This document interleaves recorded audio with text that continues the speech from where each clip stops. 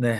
성- 성서는 세계를 어떻게 읽는가? 예, 제가 그러면, 예, 다시 돌아오게 했습니다. 자, 여러분, 열심히 40분간 우리 강연을 들으셨습니다. 우리 정병수 목사님 시간 가시는 줄 모르고 강연을 해주셨어요. 자, 여러분 들으시면서 여러분의, 아, 주어진 강연에 대한 여러분의 생각 또는 첨언하고 싶은 말씀 또는 생겨난 물음 또는 궁금증 이런 것들 기탄 없이 말씀을 하시면 될 것 같아요. 자, 우리 경기 양평의 김성봉 목사님 먼저 마이크를 키셨네요. 말씀하세요. 그 강의 듣다가 한 5분 정도 이제 졸았어요. 근데 그 부분을 놓쳤는데, 그러나 이제 정리가 다 됐다고 생각하고요. 베레시트 바라 엘로임 하샤마임 웨 하하렛즈. 그러니까 이게 태초에 하늘과 땅이 있었다. 예. 예, 그 창세기 1장 1절이 아마 그렇게 돼 있을 겁니다. 그, 어, 그런데 우리 교회의 세계관 속에는 하늘 따로 땅 따로 놀고 있다. 네, 이게 지금 큰 문제라고 하시는 거죠. 예, 그렇습니다. 동의합니다. 동의하고요. 어, 그 성서가 요구하는 그러한 우주관, 역사관, 세계관으로 우리가 신앙생활을 해야지 교회의 어, 구속사라고 그럴까? 교회의 죄로부터의 구원이라고 하는 그런 좁은 세계관으로 사는 오늘날의 세계의 기독교회, 특별히 한국의 보수적인 교회의 기독교, 이거는 역사적 퇴행만을 일으키고 있다.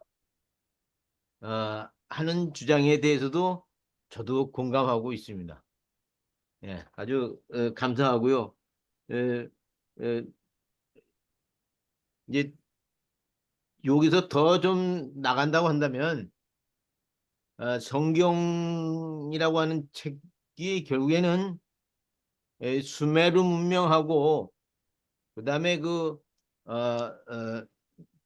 히브리 문명 그거를 바탕으로 한 그러한 세계 속에서 형성되어진 세계관에 국한되어 있는 것 아니냐. 네. 예. 그런 점을 좀 우리가 또 어, 명심해야 되지 않겠나 그런 생각을 해봤습니다. 네. 네, 감사합니다. 우리 이제 그 정병서 목사님께서는 나 자신을 향해서 또는 공동체, 신앙 공동체를 향해서 우선은 우리는 성서적 세계관에 대한 깊은 동의가 필요하다. 또는 우리가 성서적 세계관으로 녹아들어야 된다. 그것이 없이 성서를 읽으면 오독하게 되고 그것이 없이 세상을 살게 되면 이원론적인 타계적 신앙에 젖으면서 어, 세상은 불타 없어질 것이니까라고 세상으로부터 도피하게 되지만 또다시 세계의 금권에 대해서는 이권과 금권에 대해서는 굴복하게 되는 자기 이중적 모순을 범하면서 계속 살게 된다. 이런 말씀을 하신 것 같아요. 근데 이제 맞습니다. 예, 여기 다 동의하면서 네, 그렇다면 우리가 이제 비기독교인 또는 이 신앙을 공유하지 않은 아까도 말씀하셨던 교회와 그리고 세상의 세계관이 별반 다르지 않는다라고 했을 때 우리가 성서적 세계관을 가지고 있는 사람들은 그러면 신앙을 공유하지 못하는 또는 성서적 세계관을 의미화하지 않고 그것에 대해서 필요하지 않는 이자들을 향해서는 이제 우리가 사회 성교적 관점이 나와야 될 것 같은데요. 어떻게 살아가는 것이 아까 우리가 흔한 말이 비신자 또는 비기독교인들이 읽는 성서는 기독교인의 삶이다 이런 얘기를 하잖아요. 그러니까 우리가 그 신앙이라는 전제를 가지고 이들에게 나가서 그거는 신앙, 성서적 세계관은 우리 자신을 향한 자기 반성이라면 타인들을 향해서는 우리가 어떻게 조금 살아갈 것인가, 어떻게 실천할 것인가, 성서적 세계관을 가지고 그것이 눈에 보이지 않는 누룩처럼 녹아 들어간다면 우리는 어떤 아, 삼시세끼 밥을 먹고 어떤 하루를 보내야 되고 어떤 직장 생활을 해야 되고 어떤 가정 생활을 해야 되고 뭐 이런 구체적인 물음으로 우리는 좀 나가야 되지 않을까라는 생각이 잠깐 들었는데요.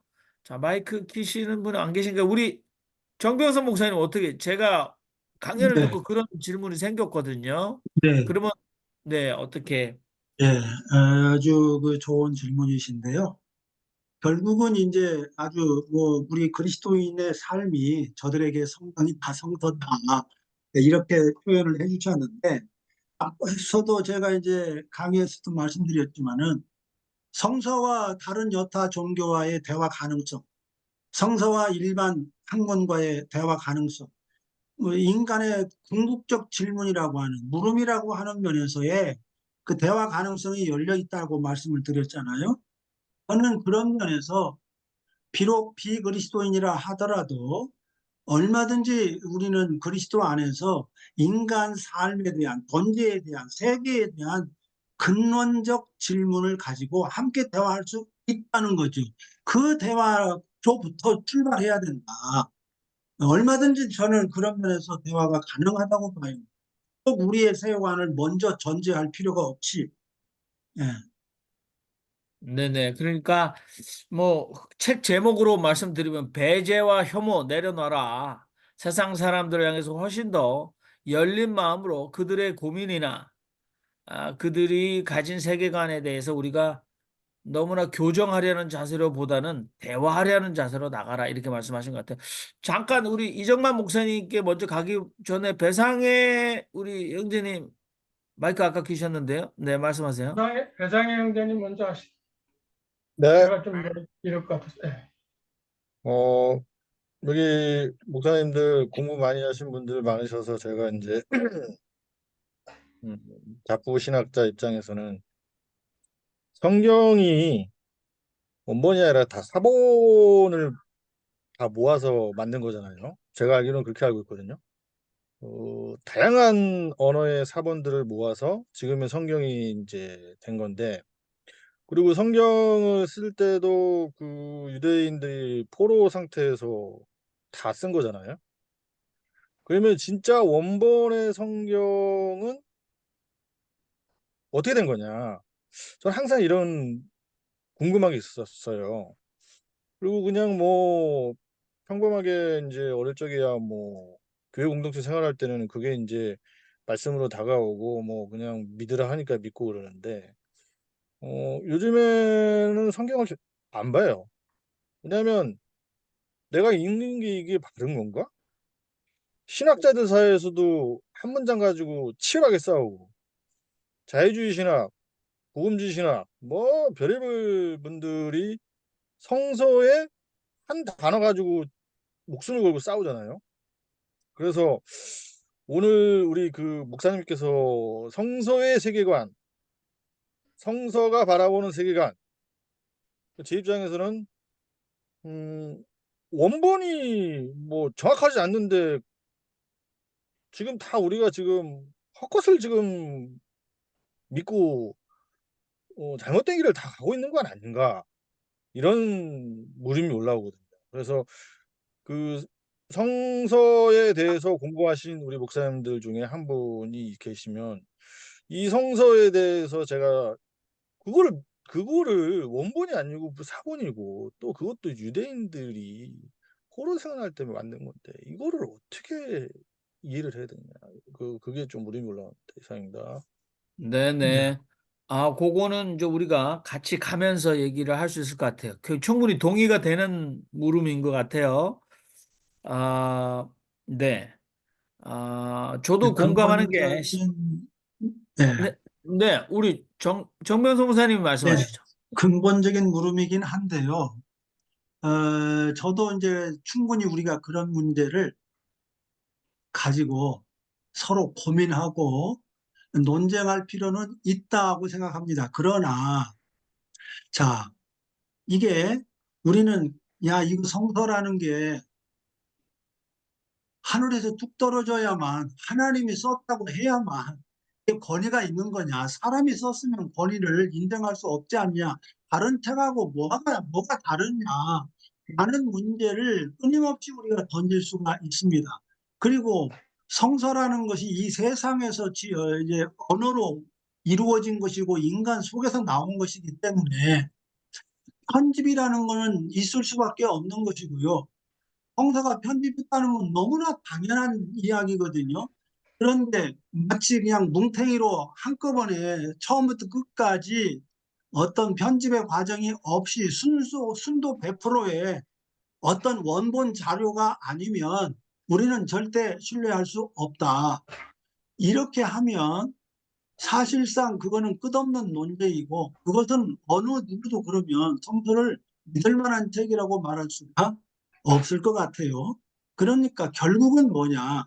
그 내용상, 그 내용을 우리가 볼 때 어떤 내용의 일관성이라는 측면, 세계관의 어떤 일관된 모습들이 있고, 그리고 많은 사람들이 어쨌든 그게 이제 성령 안에서 이루어진 거라고 보고, 저도 이제 20살 때 하나님을 만날 때 그런 식으로 만났습니다만은, 다른 말씀과 다른 그런 말씀의 권위로 저에게 주어진 것이고, 제가 그렇게 믿게 된 거지요. 제가 성서에 그런 권위를 부여하고, 그래서 그런 게 아니라, 그냥 저에게 성서가 권위 있게 다가온 겁니다. 예. 네, 거기에서 맞습니다. 예, 거기에서 제가 좀 뭐냐면 안병무 박사의 그 역사와 증언이라고 하는 조그만 책이 하나 있습니다. 그 기독교 서회에서 옛날에 나왔던 근데 이, 이 역사에 대한 증언이죠, 증언. 그 그렇죠. 증언을 이제 수집해 가지고 그걸 우리가 이제 바이블을 해 가지고 책들이라고 하는 걸 성경이라는 거는 홀리 북스라고 해도 그 홀리자를 붙인 거는 이제 한참 후에 와서고 옛날엔 책들이었죠, 책들. 예, 비블리카, 바이블. 이 책들이라는 얘기인데 이 책들을 가지고 있는데 그게 무슨 책인 거 아니? 역사에 대한 증언이었다. 예, 그러니까 그 거기에 뭐 편집을 했던 뭐 누더기가 됐던 인간들이 살면서 거기서 경험한 거, 체험한 거, 예, 그 체험한 것이 또 이제 종교 부분이 있으니까 예, 그런 걸 갖다가 다 편집한 거죠. 그 창세기 1장이 그 훗날에 쓴 시인의 한 편의 시였습니다라고 제가 설교 시간에 얘기를 했더니 아이고 목사님 그게 왜 시입니까? 그거는 우리의 과학적인 그러한 보고서 아닙니까? 이런 식으로 얘기를 하더라고요. 그래서 제가 그랬어요. 그 히브리 언어로 예히 오르 와예히 오르 빛이 있으라 하며 빛이 있었다 그랬는데 이거 그때 들은 사람 있냐고. 빛 만들 때 그 예히 오르하고 하나님이 얘기하셨는데 그 들은 사람 있냐고. 사람이 창조가 안 돼 있는데 누가 들어? 들은 사람 아무도 없다 이게. 근데 뭐 성령님께서 들으셔가지고 뭐 이렇게 전달됐을 겁니다. 뭐 이런 식으로 또 얘기를 하더라고. 그래서 그런 거 아니고 이 시는 시대로 받아들이자.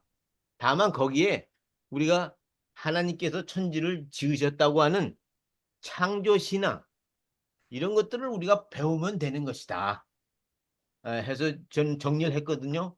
네. 도움이 되셨는지 모르겠어요. 그러니까 뭐야 수메르 문화, 네. 히브리 문화, 그들의 문화의 영향이 묻어나는 것은 너무나 당연한 것이죠. 너무나 자연스러운 것이고 그렇기 때문에 성서의 권위를 인정할 수 없다. 다른 히브리 수메르 문화들의 여타 이 문서들과 뭐가 다르냐. 다 영향을 받았고 홍수 이야기도 다른 문서에도 나오고 다 나온다. 창조 이야기도 다 뭐 성서에만 있는 게 아니다. 라는 것들은 얼마든지 이야기가 가능한 것이죠. 그럼에도 불구하고 성서의 고유함이 있다고 보는 게, 있다고 인정하고 그거를 믿는 것이 그리스도인인 거고, 그 고유함을 발견할 수 없다. 여러 개 중에 그냥 하나일 뿐이야. 라고 생각을 한다면, 이제 어떻게 보면 그 그리스도인으로서의 정체성이 분명치 않다고 이제 봐야 되겠죠. 예, 그 근본적인 문제에 있어서는 우리가 논리적으로 합의하기는 불가능하다고 생각합니다. 그건 이제 믿음의 문제이지 논리적이고 어떤 그 학술적인 그 증빙 자료, 역사적인 자료를 가지고 어떤 그 결론을 맺는다는 것은 저는 그 영원히 불가능한 일이다라고 생각을 합니다. 네, 우리 그 배상의 형제님의 물음, 그것은 정병선 목사님이나 김성 목사님이 가진 신앙적 물음과 동일한 본질에서 나오는 물음이라고 보고요. 또 우리가 너무 내가 가진 답, 이것을 가지고 설득, 뭐 두 분이 그러신다는 건 아니지만 설득, 도움이 되려고 하는 거죠. 그런데 뭐 배상의 형제님은 그 물음을 계속 가지고 가시는 게 참 좋을 것 같고 스스로 그 답을 찾다 보시면 그 물음이 또 다른 물음을 만들어내겠지만 예를 들어서 성경은 사본이다. 성경의 권위는 어디까지인가? 성경의 의미는 어디까지인가? 이런 물음을 여기서도 그냥 가지고 가시는 게 참 좋을 것 같다. 그리고 우리가 정말 굉장히 단순한 남에 의해서 주어진 답, 그것은 내 물음을 항상 해결해 주는 힘은 아니다. 이런 생각을 하게 됩니다. 우리도 사실은 저도 그런 경향이 있잖아요. 이좀 진보적인 분들 사이에 있으면 그래도 좀 그분들을 캄다운 시키려고 하는 경향으로 나는 색깔을 이렇게 박쥐처럼 옮겨갔다가 또 보수적인 아주 답답한 분들 사이에 있으면 제발 그러지 말라고 또 이쪽으로 가는 경향이 좀 있거든요. 그러니까 아무튼 뭐 사람이라는 게 그렇습니다만은 그래도 물음은 계속 가져가야 된다. 자, 우리 맞습니다. 이정만 목사님 오래 기다리셨습니다. 말씀하시고요. 이정만 목사님 말씀하시고 나서 또 우리 정숙자 목사님 말씀하시면 좋겠네요. 네. 세계관에 대해서 두 가지를 말씀드릴 수 있는데요.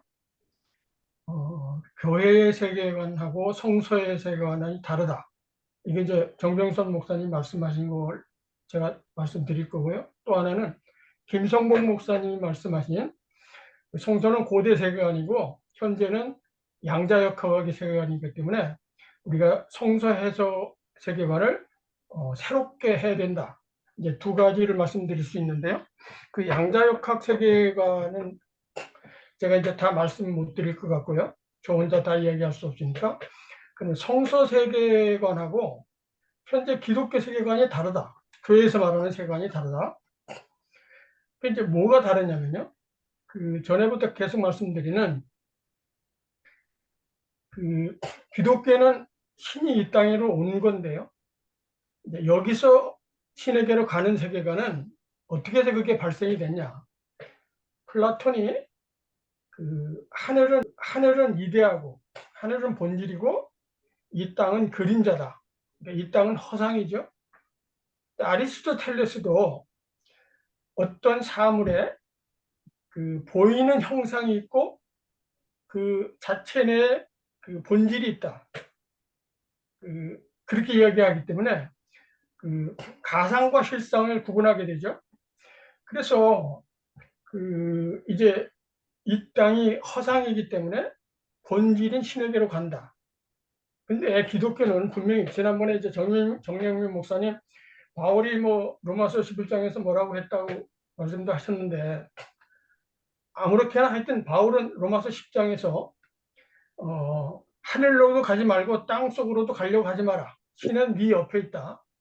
그리고 우리가 잘 아는 말씀이 육신이 되었다. 신이 이 땅으로 온 거죠.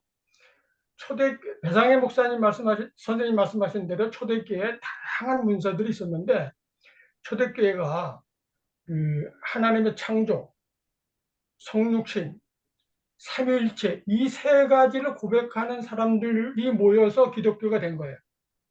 그 외의 고백은 다 이단으로 배척된 겁니다. 성육신, 하나님이 이 땅으로 오셨다. 이게 이제 20세기가 될 때까지는 다 플라톤 철학이 기존입니다. 본질을 추구하는 거죠. 그러니까 기독교가 지금 세계 흐름에 있어서 고립돼 있다.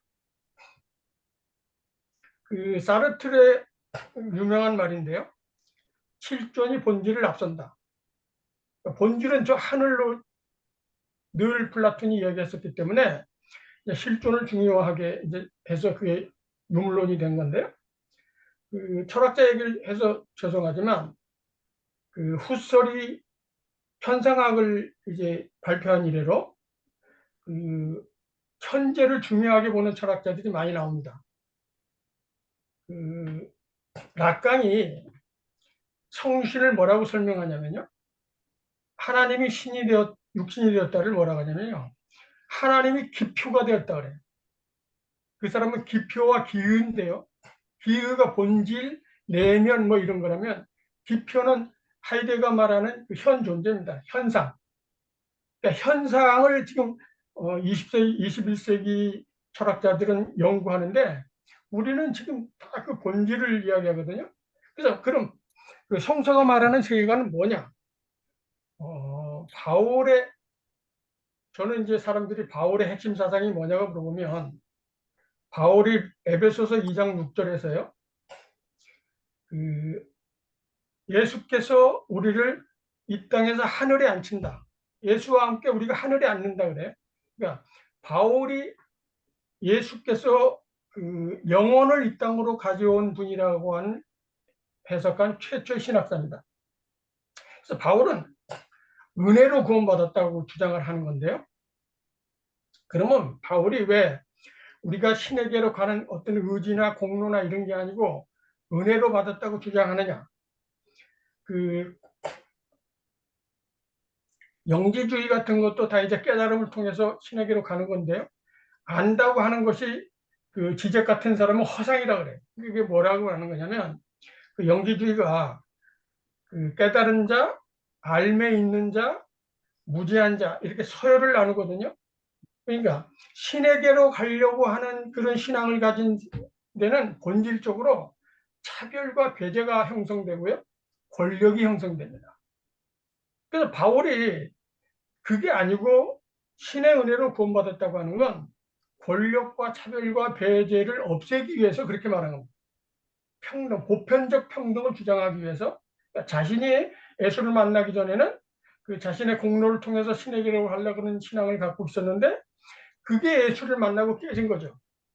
이게 기독교의 정체성입니다. 그러니까 지금 이 땅에서의 구원이죠. 내가 신에게로 가려고 하는 어떤 의지가 아니라 신이 나에게 구원을 이 땅에서 살아내는 것. 이게 이제 말하자면 다른 종교와 우리 기독교의 차이입니다. 여기까지입니다. 네, 감사합니다.